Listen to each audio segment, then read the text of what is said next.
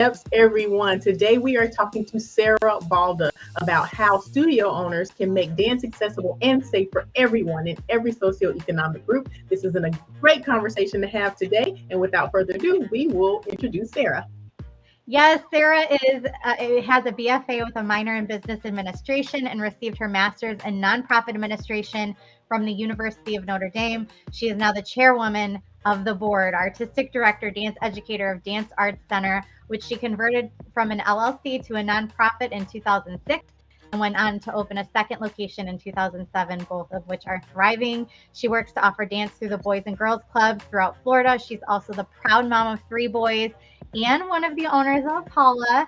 So without further ado, we're excited to welcome Sarah Balda. Sarah, thank you so much for being here. We are so excited. Thank you so much for having me. What an honor to be here. I'm super excited to have this conversation today and just get moving forward. And hopefully we can bring some clarity to some folks about dance accessibility, how we can attain that as a dance community, and as well as bring some clarity about nonprofit versus for-profit work.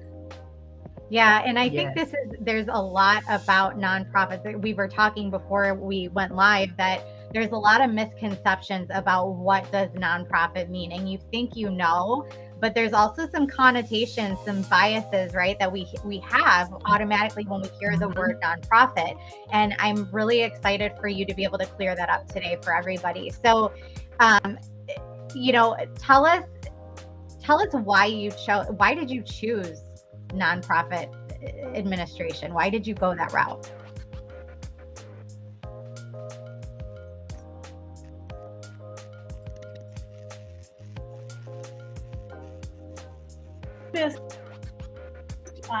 We were limited in our community and specifically provide accessible dance to all. And it's always been in my heart to make dance accessible regardless of one's ability to pay. And I was running into some hurdles with the for-profit structure. So we converted to and allowed us to open our doors to different type of funding sources, as well as support from our community in a different way. So that was the motivation for that. And then as far as going forward with my master's in nonprofits, that I had done so much research on my own and had done a lot of self-teaching and had also had a few great mentors, but really wanted to dive a little bit deeper and have a better understanding of the nonprofit sector and how I could enhance my work with Dance Arts Center. Had you done a lot of nonprofit work prior to getting your master's? Is that kind of, did you have experience working with nonprofits? I had a decent amount. I have sat on quite a few nonprofit boards, as well as just being overall involved in my community, even collegiate period, working with nonprofit groups, helping facilitate, community events and things like that. So it's always been a little bit kind of built into the structure of who I am. And, going on to receive my master's was just sort of the next natural progression for me. Yeah. I feel like, Melissa, when anytime I've ever encountered somebody that's done nonprofit work, like they're more willing and able to step into that like nonprofit role too, because they're not scared of it. People that have no idea, like they're like, I ain't touching that with a 10-foot pole. So like booster clubs and things like that, like it's like a whole nother world. So you always have to have that person that like isn't scared of it. Yeah. Sure. So I mean, along the same lines of that fear that people have, just the fear of the unknown. Can you talk about the difference between nonprofit and for-profit and what that actually means? Like, do you actually have to sacrifice a quality program because you choose the nonprofit route versus the for-profit route, or can you reach for the stars and give everybody that they want from your program, even if you do choose a nonprofit structure? Because being honest, right? Like we talked about this too. Like when you hear the term nonprofit, you're thinking, they don't have as much money. It's not as the quality is probably not up to par. Like, And honestly, I learned this from your situation that couldn't be further from the truth. You don't have to sacrifice quality to be a nonprofit, and it's so much more. So I can't wait to hear how you break this down. Yeah, absolutely. And I really appreciate this question because it is something that I encounter quite frequently. There's a lot of overall misconceptions about what a nonprofit organization is, and then specifically in the dance, how does that play out, right? And are we providing some type of inferior product as a result of being a nonprofit? And I would like to start by saying that is absolutely a non-truth, right? So we do not need to sacrifice anything as far as the quality of and our program services.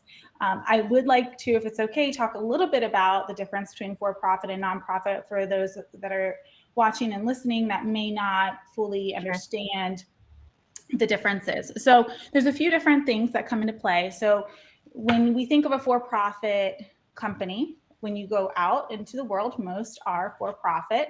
They're either an LLC, an S Corp. There's various types of for-profit companies. And then there's nonprofit. And a lot of times it all boils down to, it starts with the mission, right? What is the mission? What is the intent of the business? And for a for-profit company, it's going to be so much about the profitability and selling product, right? And pushing that, selling the service, selling the product, and maximizing profitability. In the nonprofit sector, we're much more focused on the community, and that community can be very small and even global, right? But there's a community cause in mind, and that is the driving force. There's also different streams of revenue depending on the type of company that you are. For profit, you're typically selling some type of service or some type of product, whereas in the nonprofit sector, we're really not only we can gather funds from program services, right? That's completely acceptable, but we're also finding different ways and avenues to money. So that can come through grants, through donations, different ways like that. And then there's also different things with management, as far as a for-profit company will be responsible to either the shareholders, or in a nonprofit, we have a board of directors that helps guide and facilitate our long-term mission goals, strategies, and that sort of. But nonprofit doesn't mean you don't get paid. It doesn't mean not at all. Not you at all. don't get a paycheck. Like, that's another, I think, misconception with nonprofit. Yes. Right.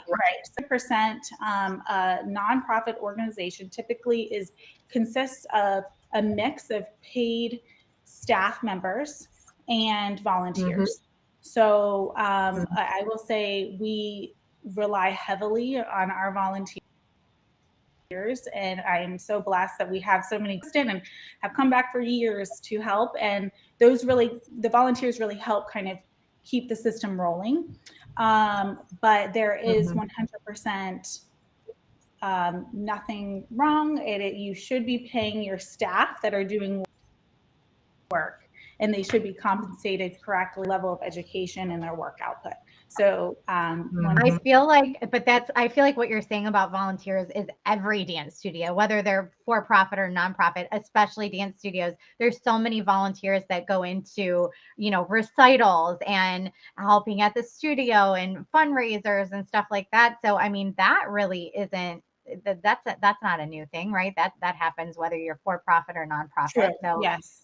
Yeah, that's great. And there are overlaps, right? There's 100% going to be overlaps. I think, especially in the dance world, we do rely heavily on volunteers. You volunteered at many of your own dance schools events and held car washes and did all sorts of various things to help raise money or to help support the business. But I will say, I think in the nonprofit sector, we utilize on a wider range and just there's a wider reach for volunteer and volunteerism, and it's kind of definitely bred within the culture of what we do. Right. But it does intersect, yeah, with for-profit and non-for-profit. And as far as one last point I wanted to make as well. Oh, sorry, go ahead. Oh, we had a little bit of a lag, I think. Melissa, Oh, what no, were you go going to ahead. say? No, go ahead, please, Melissa. Yeah, I definitely don't want to interrupt because we're going on the floor. My big thing that comes up for me is when you were talking about nonprofits having a community cause drive, being driven by community cause. That's a big responsibility, and you have to keep that in mind. Like people, I don't know. I want to touch on the fact that I don't think people should think to pursue a nonprofit just because it's something that they thought about one night. Like you actually really do have to have a passion around what that community cause is, right? And I will tell you, over the course of my career, I have sat down with so many people who wanted to, even outside of the dance world, wanted to start a nonprofit, right? Because they had an idea. And it's really important that if you do choose to go the nonprofit route, that it has to be something that speaks to you and speaks to your board, and has to be within the culture of what you're going to do, and by no means done because it is something that you feel you'll have some type of financial gain from, because there's a lot of also responsibility that comes with being a nonprofit. You have to be completely transparent. All of our financial documents are fully exposed, and should be, and we are responsible not only to our community as well, and they have strong oversight on what we're doing, how we're spending our money, and ensuring that we're staying true to being a nonprofit organization. So what do you love? Give us one thing you love about the work, one thing you find most challenging about the work in this structure. Well, I would say because I always like to start with the negative and end on a positive, so we'll start there. Probably the most challenging, and I think if you 100 nonprofits, 99 of them would be in agreement with me that it comes down to funding. I was going to say it's got to be the raising it's money, the funding, right? because we try to either provide services at a discounted to provide reach a larger scale with less resources, that can become very taxing. And then the seeking funding, so whether it be through grants or private donors or whatever it may be, does take a great deal of work and energy output, and it's a skill. Grant writing is not something that most people will sit down and it'll come naturally to. It's something you have to work on and hone that skill. Funding can be frustrating, especially the last few years were challenging for every single business. It didn't matter if you were for-profit or non-for-profit, it was challenging. But I feel that we were hit,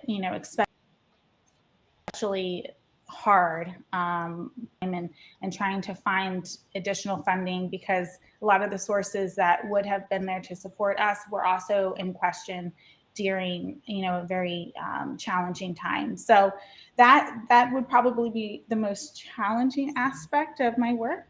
The part that I love the most is, well, the students, right? So that is 100%. But in the contract of what I'm doing with nonprofit work is really, when you see a student who may not have had, if it wasn't for a scholarship or an outreach class or whatever it may be, and you see that feedback. It may not even be verbal feedback. It's that physical feedback where they're standing more upright, they're making eye contact, and bless you with this just beautiful smile. That's where the joy is right there. So, and you know, to be honest, there's been so many days that have been hard, right, over the last few years. And I always say when I walk into the studio doors or I walk into a dance class, wherever it may be, and I see those dancers and they look at me, okay, this is why I'm here. This is Right. this is what brings that love and that joy and that desire to continue moving forward, even during the hard days. Yeah, and Sarah, that I mean, it really is a great segue into the next point because you and we're going to talk about how you accomplish all this, right? But from your scholarship programs to the work you do to bring dance to lower income communities to the culture you're determined to provide through your studio experience, accessibility is something you really prioritize. So why that? Like what is the fire in you? Where does it come from to make that a priority? And talk a little bit about some of the examples for the difference that's made for some of your students. Okay. Well, you know, it's I think a lifelong journey for me personally.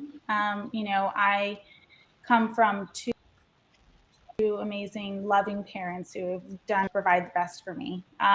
But growing up, it was hard to pay for dance classes, and I remember, you know, bartering with the studio owner at the time to, you know, can I clean, teach, what can I do? And she was amazing and let me do all those things, so I could take more dance classes.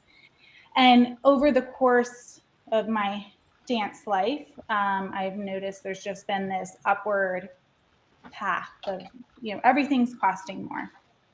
Yeah. And whether it's tuition, dance apparel, fees, and it is gotten to the point that it is not accessible for a lot of people. And really, I just became so passionate about it because I want anyone who I have access to who dance can, because dance has been such a part of my life, almost my whole life. And I know how much it's made me into the person I am today and what it taught me, not just as a dancer. I think in the dance world, we focus a lot on skills and talents, but there's so many other elements that come from being in a dance class that pay forward for the rest of your life, that I think if I can be part of adding that little piece of positive into someone, like we are winning, right? So that's really been the driving force for why we have focused so heavily on dance accessibility. And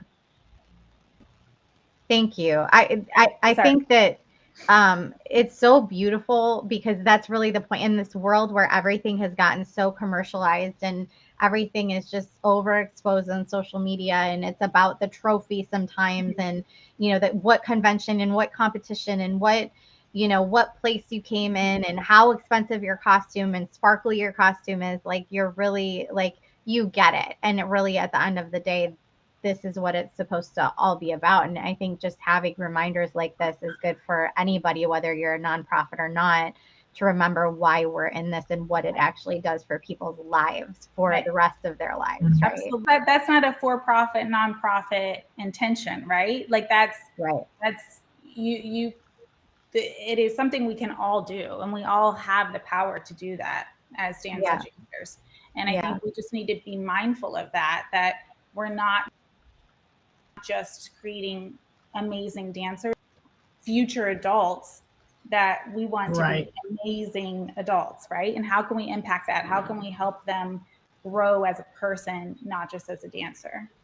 Yeah, thank you so much. And for those of you just joining, I'm Bree. I'm here with my fabulous friend and co-host Melissa McDaniel Grisham. This is Beyond the Steps. Every week we're going to talk about topics that are impacting the dance community and beyond, performance athletes, like racism, gender inequity, sex abuse and prevention, nutrition, psychology, and of course, dance medicine and science.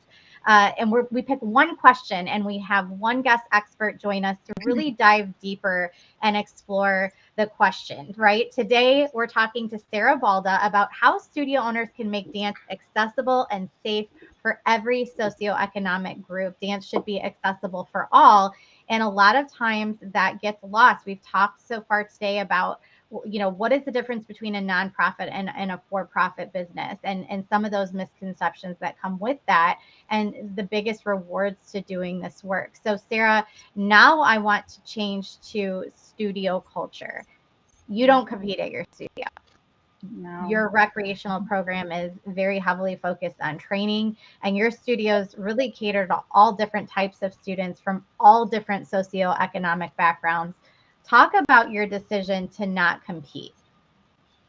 What do you do for the students who want more? Because I think that's when I think about, I've built 3 different competitive programs at studios, and that's something that I was very heavily focused on in my studio career, and in management and directing and educating, right? But when I think about not doing that, I think about the kids that, even with the competitive program that I was running, there were always those ones that they want more, they want more, they want more. And you want to be able to provide that for them.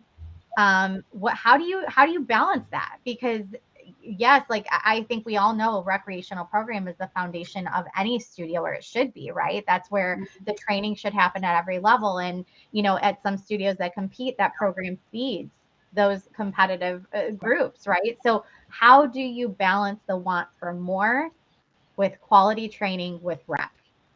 Okay, yeah, great question. So, we, as you stated, we're a non-competing dance program, and we do have a variety of students. Some of them want more, and some of them want to come 1 day a week for a 45-minute class, and Right. both are fabulous, right? And for us, what we have found is, in kind of the dance society, we've said we've got competitive, and that means you're serious, and then recreational, and that means you're there for fun.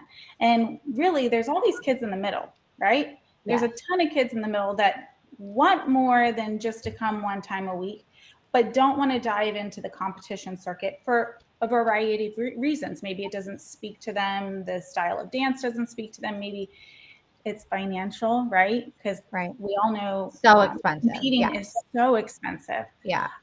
So, we really have our niche where we have these students who fall right in the middle of that. And we were able to help them achieve more access. So at Dance Arts Center, we have a dance company. So these are for our students that have been at the dance school for a while. They've showed not only talent, right, but more importantly, they've shown positive behavior with showing up on time. They have good intentions. They're respectful to their educator as well as their peers.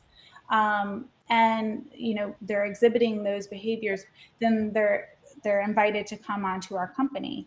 And our company girls then perform at a variety. So even this evening, they're performing at an event to benefit the Boys and Girls Club.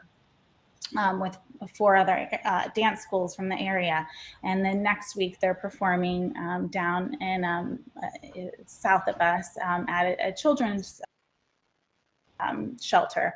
And we do a lot of based performances, as well as we drive a little bit. We're outside of Orlando, so we have done performances in Orlando. So we have plenty of opportunity to perform. And I think really that's what, when we talk about the more, I've noticed that it's about having some type of audience, right? That's what we all crave as dancers. And I've found that my students are able to still attain that and get the exposure to the performances, but not do it in a competitive way.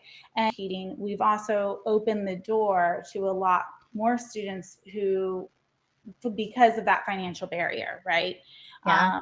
And so, you know, it's just the way we kind of have operated, and it's worked really well for us. And our particular dance families are very happy that we don't compete, right? But there's some that love to compete. And then I have, you know, if that's something that someone feels super passionate about, then I think there's, you know, so many great avenues even around here that in our local area. I love that, for because that. yeah, this really falls in. There's two things. I'm going a little off script, but you really know what you're offering. You're very confident in what you're offering and what your you know, what your mission is with what you're selling at your studio, and that's you're keeping that very solid, which is great. And if this isn't for you, then Right, there's another absolutely. place you can go. Like, you know exactly who you are and what you're doing. So that's wonderful, A, for business, but B, I wonder if you're seeing like a lot of the, you know, when you go in the dance teacher networks and all the groups and social media, you're seeing the constant theme. And Melissa, we've talked about this, is burnout, right? You see kids quitting dance at, you know, 14, 15 years old because there's not enough time for peer groups and school demands, and they're just losing it, right? So dance is kind of getting chucked to the wayside. And I wonder if you've maybe got the answer here, and we all need to be paying attention, because are you seeing that as much?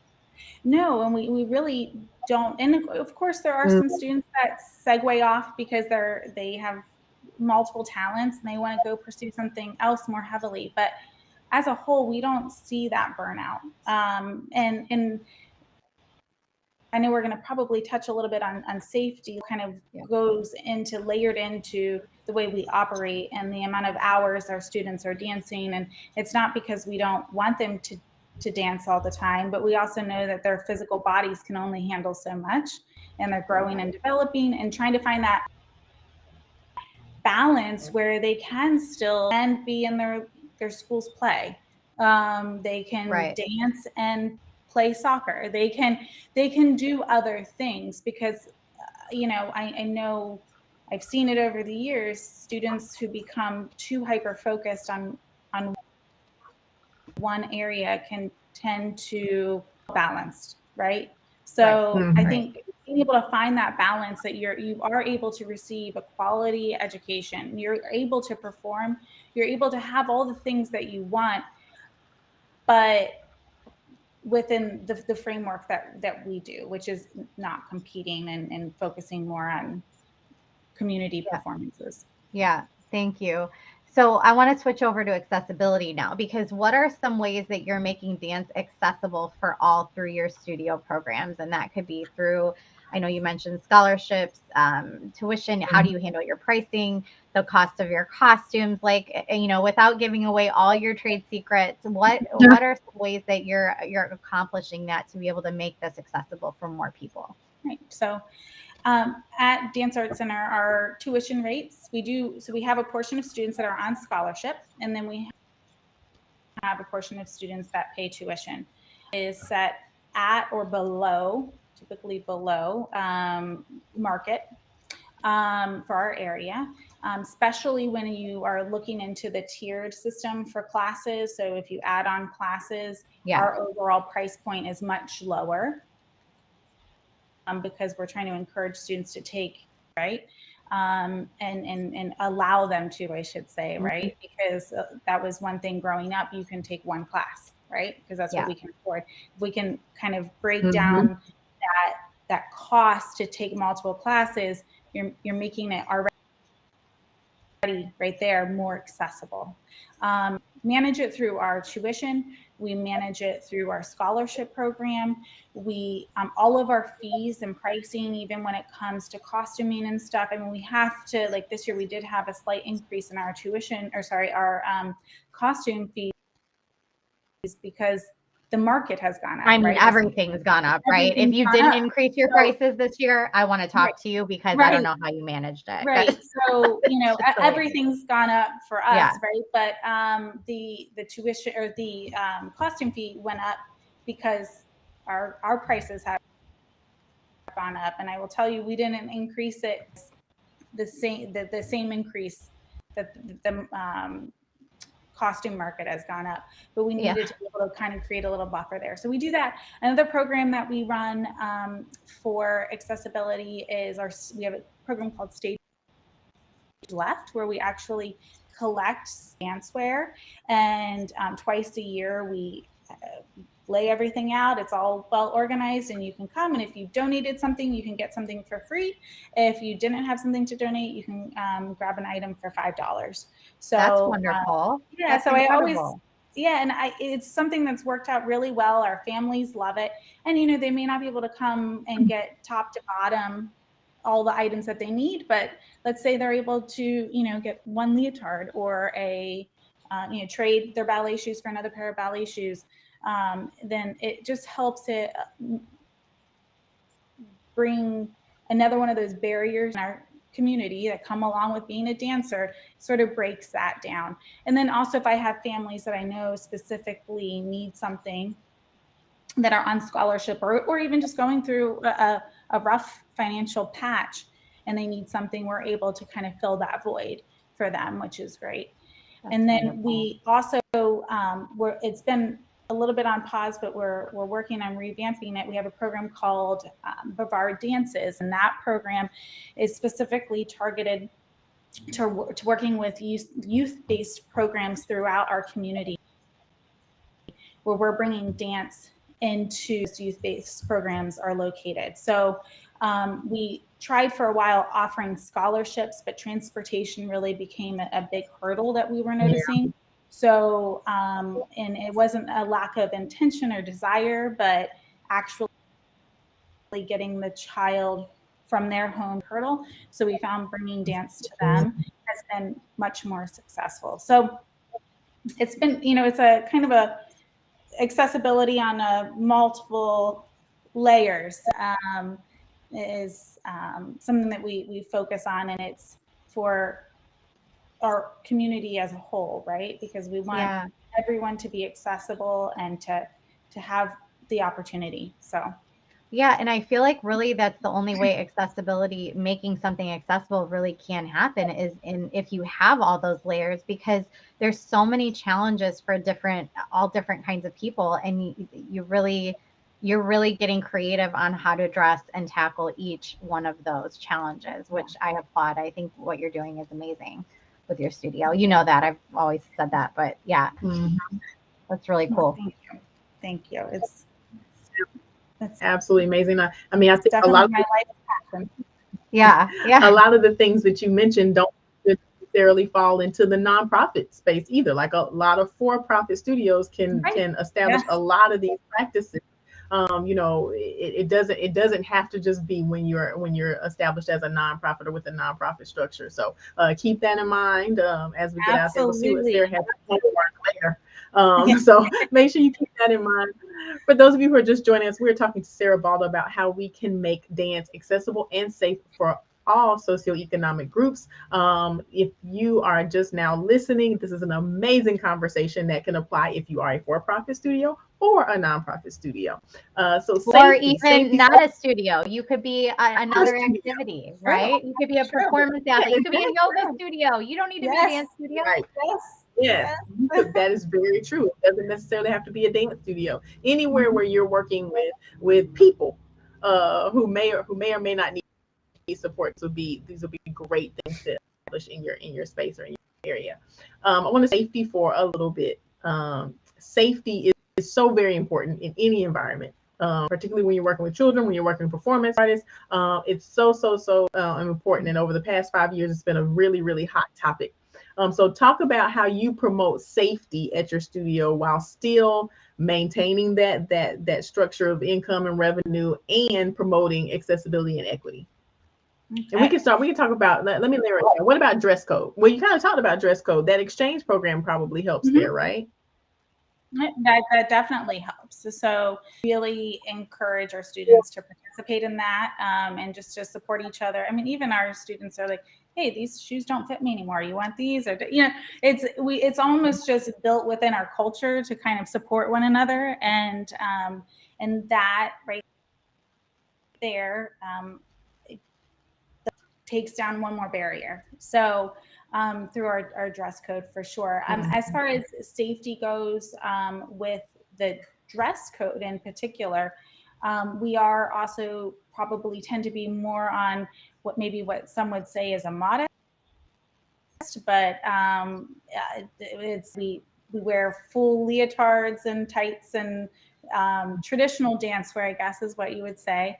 And that's something that we personally just, as an organization, promote to make sure we're not sexualizing children away. And again, every dance book that has worked out well for us, and really prioritizing the way that our students dress and appear in class. And along with that, kind of going back to what we said earlier, promoting a strict dress code allows our students to learn responsibility and structure and things that will then go on to continue help them in their future life to be successful humans, because we're building not just dancers, but responsible future citizens. And I think you have Apolla socks on your dress code too, don't you? We do. You do. So, yes. And I'm saying that's not a shameless promotion. There's a point. No, absolutely. And it's definitely a big piece of what we promote, and it is one safety issue. Yeah. When, I personally feel a lot of the traditional dance shoes don't care for the feet in a way of shock absorption and support for the arch and the ankle. And they've great success. We've been using Apolla shocks on our dress code for, I believe, like 4 years. 10 years. Yeah, it's been something years. like that. And my students love them. I love them. My teachers love them. I personally don't want to teach without them if I teach for more than 30 minutes. They're really good for teachers. But the reason I brought that up is because it's another one of those things that you assume. Apolla, a premium footwear, right? They're not cheap. They're pricey. They're premium. They're worth it. They do what we say they do. But you're saying, okay, I'm a nonprofit and we don't have competition, but this is still important. This is important that you're safe. This is important that we're doing things correctly, and you're really emphasizing quality. And I think, again, going back to those misconceptions from earlier, you don't always associate that with nonprofit. So again, this is a great example of how the focus can be on both, right? And when I've had parents, question me on why are we wearing, why is my child wearing these, and I explain it to them, then the light bulb, and I tell them how it actually reduces the risk of injury and give examples, then without a doubt they believe. It's just so they have been a true help for our dancers in keeping their bodies physically safe, which is thank you. And thank you always for your support. But now to segue that into your facilities now, like your buildings and how is everything structured, your flooring, all of those things. Yeah. So when from the beginning, what's that? It's not cheap. I said that's not cheap. Marley floors, spring floors, not cheap. It is not cheap. And it is something that I've been passionate about since I started off, because I grew up on a very well sprung floor. Yeah. And understood the value of it. And then over the course of the years, dancing on different surfaces and realizing, oh, wait, why do my knees hurt after I dance at X place, but not after Y place? Well, when you look at the type of flooring, that's a huge component. And I do feel studio owners, that's one of the first places they cut corners. And that's a very financially motivated decision and a very short-sighted decision in my personal belief, because that's not looking out for your dancers' long-term health. And it's our responsibility. These parents are entrusting us with their children, and we need to ensure that we're doing what we can to protect them. So at Dance Art Center, we've invested heavily into our flooring, have had them professionally laid. They're beautiful wood floors that are sprung. They have, there's cork, and then bouncers or spacers rather, and then more cork and plywood, and then it's a multi-layered, and it has without a doubt proven to be an investment that is. And I, you know, always telling my dancers, you know, when we're dancing, I'm like, even when we're jumping, right, your knees over your toes, right, and you're not going to injure yourself here. This is not, if you go home and you trip, that's, but here we do, and that all starts from the ground and then works itself up. So, and then also as far as safety within the studio, I do have security systems throughout both our locations, inside and out. And that is a multi-layered reason for that. One, for the safety of our dancers. So if we have something questionable going on, we can identify it quickly and manage through that. But also for accountability for our families, if maybe there has been situations in the past where something transpired in the classroom and there's nothing like video evidence to you know, kind of bring clarity to what actually took place. I love that. I love that. That's how you chose to say that, to bring clarity too. Yeah. And I truly, all studio owners to invest in a quality video system that runs throughout their school so that they can do that. And even down to, and this is a bit controversial, facilities and safety, but we don't personally have an observation window at our studio. I feel controversial, so I'm not trying to put anyone's toes here. But one thing that I feel pretty strongly about is not having an observation window for a variety of reasons. But one of them is for the safety of the children inside. Lobbies up. You know, not all parents know each child in the room, and that I feel it's important to let the children have their time away without being observed by unknown adults. So to decrease drama and conversation in the lobby about what's going on inside. I mean, okay, so I'm just gonna ask. I know that there are parents that do not like that you do not have an observation window. So how do you address that? And do they end up have you ever had people leave because you don't? Because I have found this is like a deal breaker. It is a hot topic. For sure. No, absolutely. So it is something that has been, we definitely have encountered issues in the past where families have come in and they've noticed we don't have an observation window, and that's a deal breaker for them. Okay. Just like in the past when I said, you know, competition isn't for everybody. If you are requiring an observation window, then we're not the right place for you. And here's a list of other dance schools in the area that do have them, and I encourage you to go there. No hard feelings, right? But the way I approach it is I share with them my concerns about safety. I share my concerns about drama. And also from my observations over the years, you know, prior to running my own dance schools, I taught students thrive, especially once they get into their teen years, if they aren't being monitored by their parent. And they want that time away. They, and this is no disrespect to the parents, it is that separation is healthy.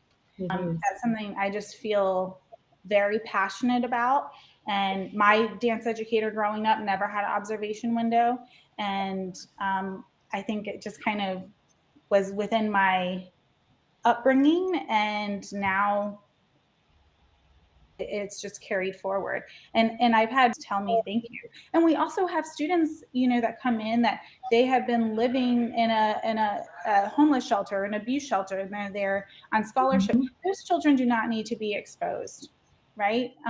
There's just a lot of opportunity there for that the children don't need. But with that being said, some dance schools love them, and they should. That's on them. That's what, it's about what works for everybody. We're not here to say something's right or wrong, but you do you embody, clearly who you are and what you offer, and you're comfortable in that, you're confident in that. And in every aspect of your studio culture, I just appreciate that you are committed to, this is who we are. So, and you do that confidently in every direction. So I think there's a bigger lesson here in business, right? About how people need to take notice. But as a parent myself, going back to the independence thing, it's getting scarier and scarier as my son is getting into that double digit. We have a son that's about to be 10, and,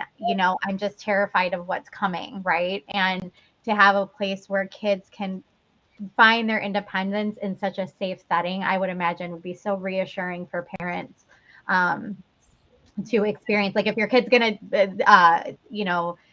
experiment with independence, like, you wouldn't want it. This is the perfect situation. It is. And it's, I know this is a common theme, but we are a dance family, but it's a nurturing, loving, supportive place where, I'm going on a little tangent here, but I had a student come in on Wednesday crying, right? Just tears flowing down her face. And I wasn't sure what was the cause. And I quickly identified it was a school-related issue. And okay, well, we're here now. We're going to walk through those doors. We're going to walk into the studio, and we're going to leave that problem out here. And we're going to go have some dance therapy. Let's go dance. And student walks in, face is red, she's upset, smiling, energy, and then eventually laughing and having a great time. And I think that's the ticket, man. That I need some of that in my life. I don't have that anymore, so I'm gonna fly down to Florida on a weekly basis and come to your studio. Come on down. I'll give you a little pep talk, and I'll just be like, "Come on, Bree, let's go dance it out." All my problems will be gone, and I will be happy. That's the answer. And Sarah, you are the answer today. Right, just like that. Yep, to all the things. Just like that.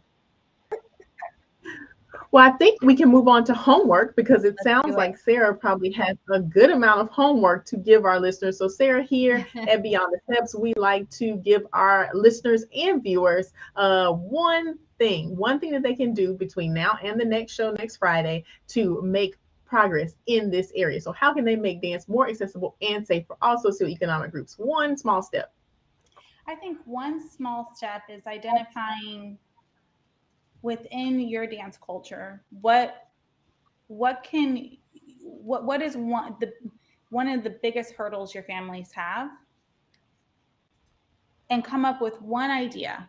You don't even come up with one idea on how you can make that just a titch easier to make your dance school more accessible to all.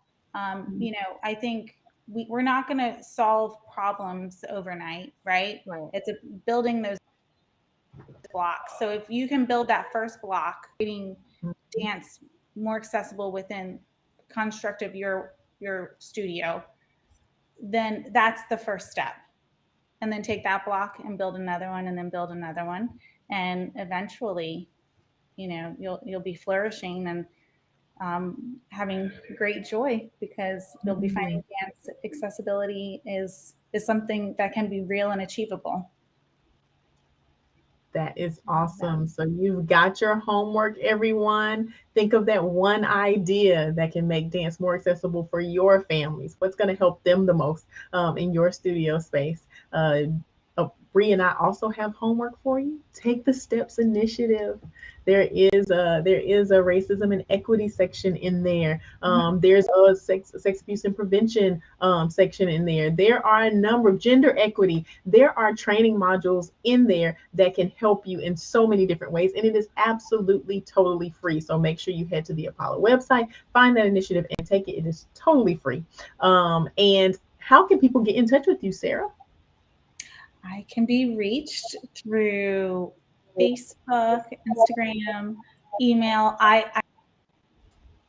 not going to lie, I'm not the most techie individual, but the best way to reach me is actually by email. It's my name, so Sarah, SARAH, at danceac.org. And that's going to be the best way to reach me.